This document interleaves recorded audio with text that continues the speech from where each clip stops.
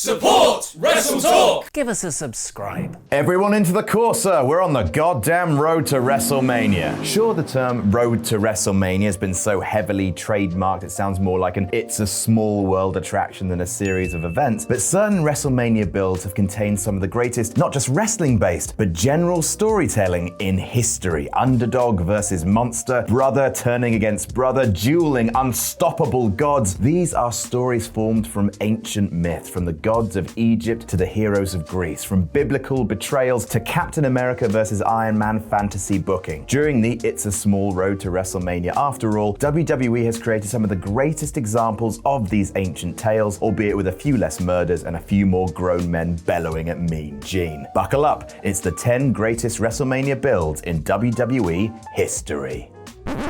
Only no, it isn't. It's 12. I could have removed 2 to bring it down to 10, but they're all good. I didn't want to, and we're all gonna die one day, so who possibly cares? I've only called the video 10 because it plays better on YouTube. Little peek behind the magician's cloth. On we pop. Number 12, Kofi Kingston versus Daniel Bryan. Now, actually being honest, there are a lot of reasons why the build to Kingston versus Bryan shouldn't make this list. It had an over-reliance of, you know what this needs? More gauntlet matches, and a gaping emotional hole at its core. Throughout the whole feud, we never truly understood why Vince McMahon was holding Kofi back beyond, well, something we all kind of assume, but no one wants to say.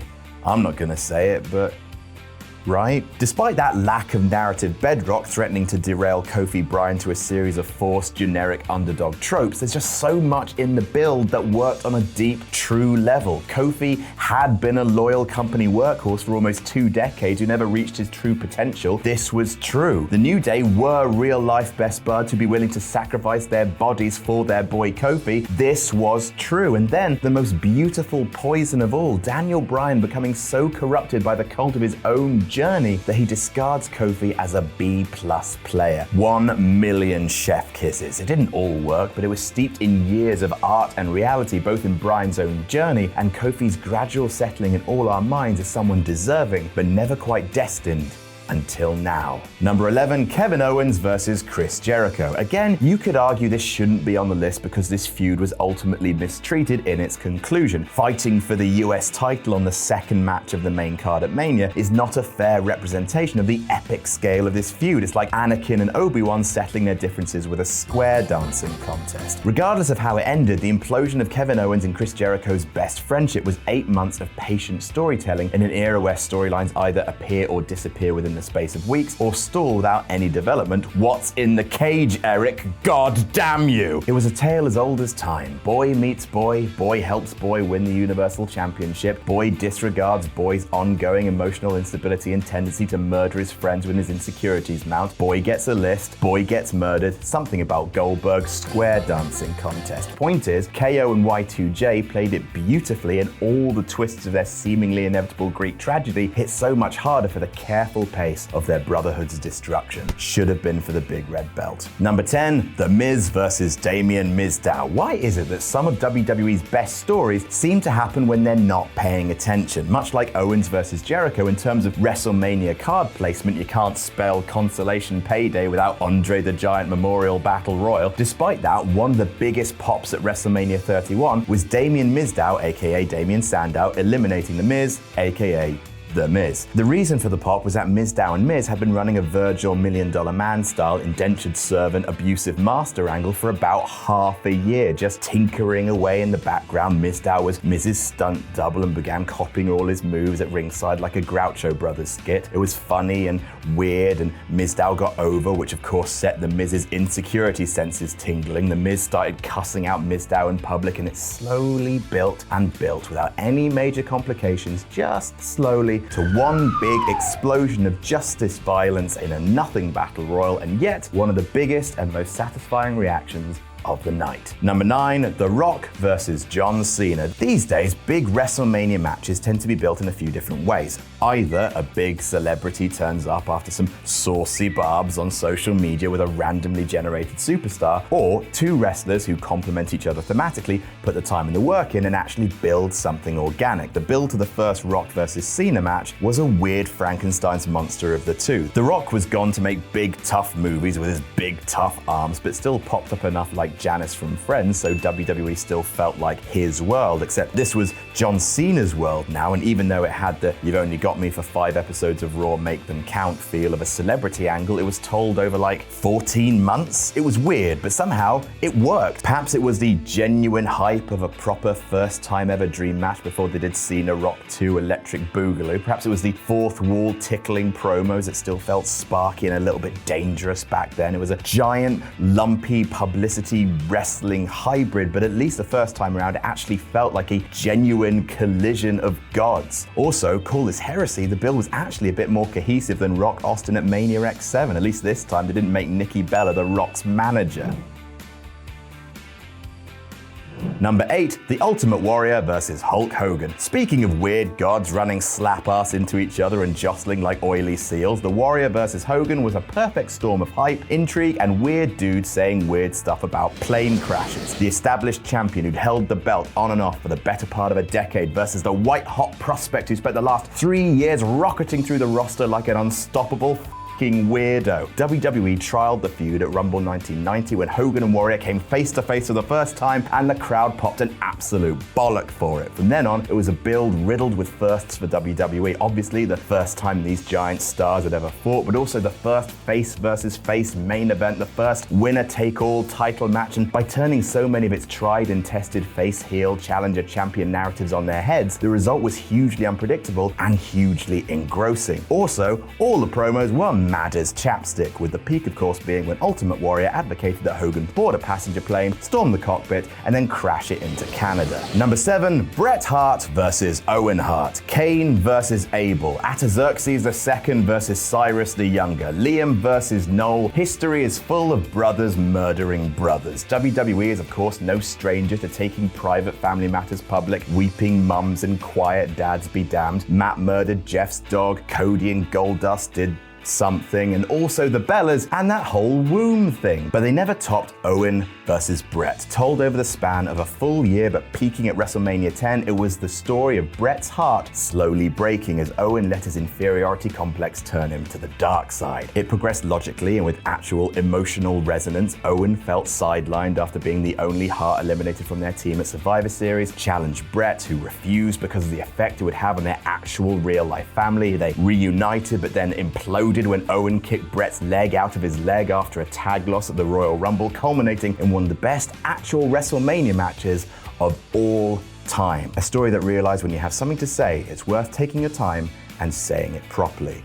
Leg out of his leg. Number 6, Randy Orton versus Triple H. Sometimes, very rarely, but sometimes more is more. If Bret versus Owen was a subtle and sad depiction of a family slowly crumbling, Orton versus the McMahons was a fucking slasher movie. For reasons known only to Randall and the voices that he hears in his head, the Legend Killer took it upon himself to systematically legend kill every McMahon walking in 2009. He punted Vince in the head and was immediately diagnosed with intermittent explosive disorder, which basically meant he suffered from unpredictable psychotic episodes, and so firing him for kicking an old man to death was legal discrimination, which is all the ham in the world. I love it. After winning the Rumble, Orton continued to torture Triple H by murdering Shane, pushing Linda down some stairs off camera, I assume, and RKOing Steph, to which Triple H's only recourse as a husband could be home invasion, to which Randy Orton's only recourse as a bastard was DDTing Steph and kissing her unconscious body. Look, it's a lot, but this time it bloody worked and created weekly escalation so insane it made Raw must-watch TV single-handedly. Shame the actual Mania match itself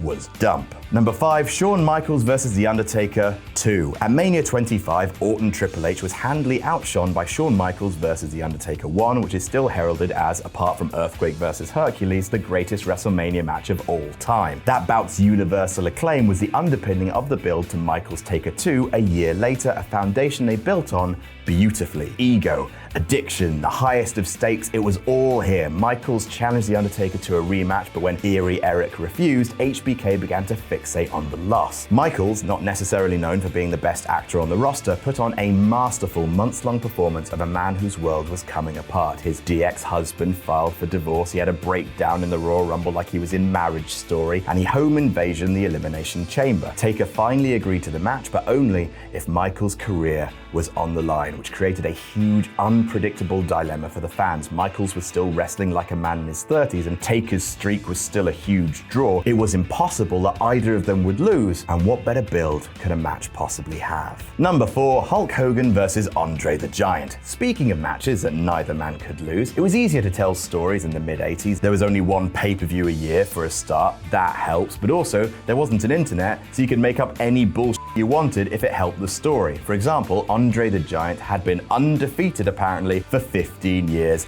Bollocks, was he? Antonio Inoki beat him a bunch of times in New Japan. He lost to masked luchador Kanek in UWA. He even lost a battle royal in WWF a month before WrestleMania 3. Hell, Hulk Hogan had even body slammed Andre 7 years earlier in the old WWF days. None of this hoodwinkery changed the company line that Hogan had been WWF champion for 3 years, and Andre the Giant was the only undefeated wrestler in history. Both had trophies to prove it, so shut up. Also, Hogan's is bigger. It's the very essence of how to build a super match. Create unstoppable legends around both men to the point where it's inconceivable that either could lose, and then make them fight. Take my money.jpg. It was the peak of the 80s boom, at the peak of both men's superstardom, and at the peak of kayfabe, Andre turned heel. It was unthinkable, unimaginable, unmissable.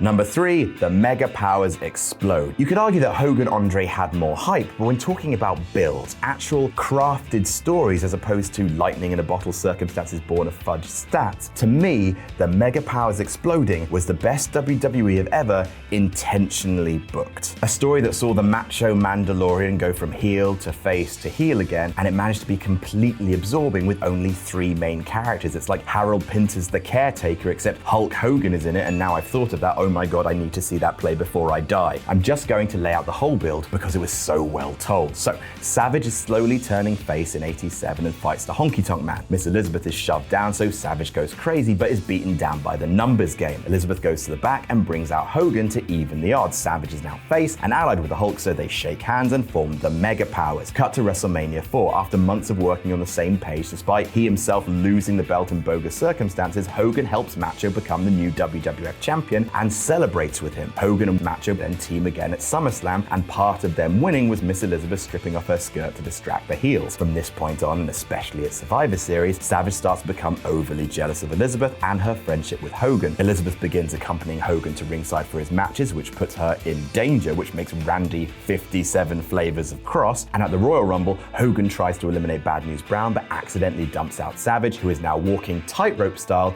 over a nervous breakdown. Finally, a month before WrestleMania 5 at the main event 2, Elizabeth is injured during a match and Hogan takes her to the back. Savage finally snaps and brains Hogan with a WWF title belt. The Mega Powers explode and the match is set for Mania 5 with 18 goddamn months of build. It is the best laid plan. Number 2, Steve Austin versus Shawn Michaels. Of course, sometimes WWE books best when its best laid plans go completely awry. The journey from Manias 13 to 14 was a weird time for Vince McMahon. WrestleMania 13 was supposed to feature the big rematch between Bret Hart and Shawn Michaels, but that fell apart because of locker room issues that were boiling over between the two. The company was slowly stumbling out of its worst financial period of all time, meaning that Vince couldn't afford to honor the huge contract that Bret Hart signed, so now his biggest star was leaving the company and refusing to drop the belt on pay-per-view. Then the Montreal Screwjob happened. Have you heard of that? You have? Good. Suddenly, Vince was being publicly outed as the owner of the company, was being torn apart by the fans, and then, oh great, at the Royal Rumble, his other biggest star, Shawn Michaels, suffers a career-ending back injury. Peaches and cream, thinks Vince. But there is one man who might be able to turn things around. One mid-card SOB who's slowly been catching on strong with the fans. Out of viable options, Stone Cold Steve Austin is given the rocket push, and every man kept down by the now super heel Mr. McMahon, and coupled with the killer investment of Mike Tyson, out of this maelstrom of industry-shaking madness comes a phoenix of a storyline. It was, after all, the first main event feud of the Attitude Era. Have you heard of that? You have? Good. It's a near perfect example of accidentally genius booking, but it isn't quite perfect. That would be number 1, Daniel Bryan versus The Authority. What to say about the rise of Daniel Bryan that hasn't been said in a million different ways in a million different songs. They went so out of touch with their fan base, they came full circle and made the most on-the-pulse feud they've ever booked. It's like WWE up baking bread so hard, they accidentally made a loaf of gold. To this day, I will never be 100% convinced they didn't hire a soothsayer and did it on purpose. A 5'10" wrestling genius went through the entirety of Evolution's big tough boys in one night, and for the first time in what felt like a decade, everyone's favorite wrestler won the big one at Mania. It happened by accident. We like Daniel Bryan and don't really care about Randy Orton, everyone said. No, you don't, said WWE. What you really like is Batista. Happy Royal Rumble. Okay, said everyone. Now, we love Daniel Bryan and we hate Batista and Randy Orton. What happens next? Well, said WWE, how about Daniel Bryan fights Triple H instead? Sorry, said everyone, but now Daniel Bryan is our one true god, and we hate Triple H, Randy Orton, and Batista so much we'll burn them alive along with their pets.